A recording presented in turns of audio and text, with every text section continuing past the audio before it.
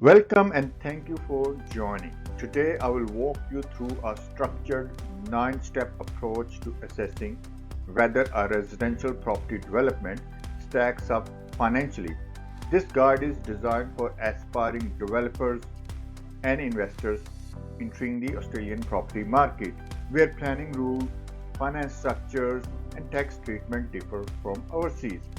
By the end, you will have a repeatable framework you can apply to any small to mid-scale residential site, whether it's a duplex, townhouse, subdivision, or boutique apartment project. Keep a notebook handy. Each step ends with a clear deliverable. Before we go on any further, I want to put out a disclaimer. This presentation is for educational purposes only and does not constitute financial, tax, legal, or investment advice.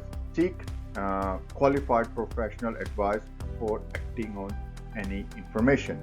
Now, before we dive into the mechanics, let me show you why running a proper feasibility actually matters. That's where we start today. Before we go into mechanics, let's establish why these works matter.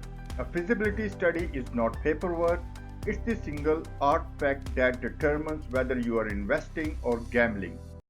4 reasons to do one properly. First, it quantifies the deal. Instead of I will think this will work, you can state a development margin, an internal rate of return, and a peak debt position. Second, it stress tests assumptions.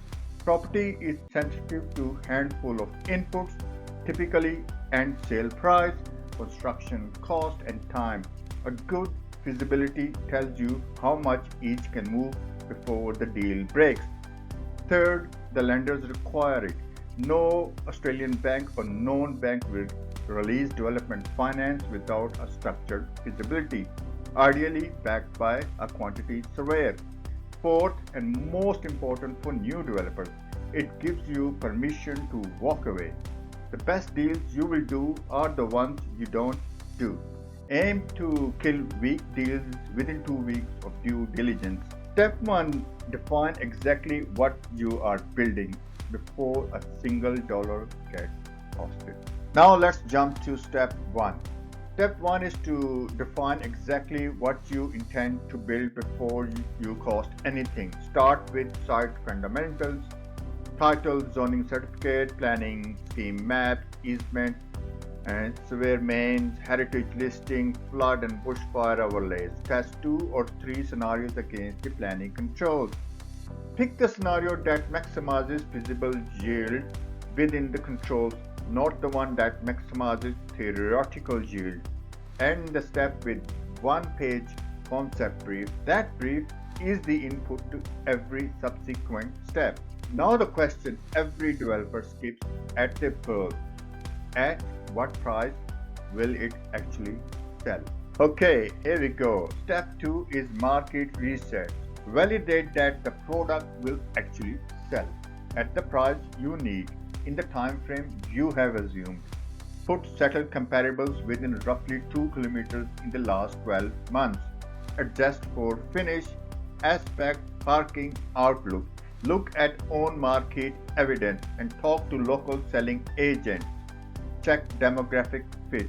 Calculate the rental backstop in case sales conditions deteriorate. Price validated by the market. Next, can it actually get approved and how long will that take? Okay, now we are at step 3. Step 3 logs in the regulatory pathway. Can this scenario be approved? On what pathway and how long will it take? Determine complying development certificates CDC versus full development application DA. Book a pre-DA meeting with the council planner.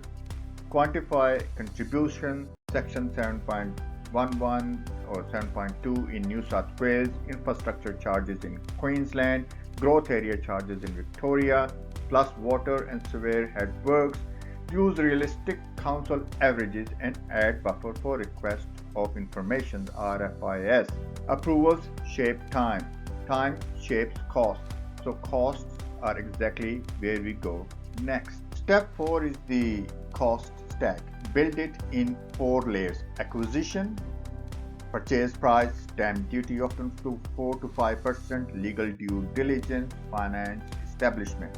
Second, construction, builder's tender or quantity surveyor estimate plus 5 to 10% contingency. Soft cost, architect, engineers, building sustainability index, surveyor, project manager, council fees, marketing, agents, typically 6 to 10% of construction, holding cost, capitalized interest, rates, insurances, and land taxes. Costs are easy half. Revenue is way discipline pays off. Coming up. Step 5 is revenue. Tie every price back to a specific comparable from step 2. Build a realistic sales program. Net out selling cost at 2 to 3% of gross realization. Model GST under the margin scheme where possible.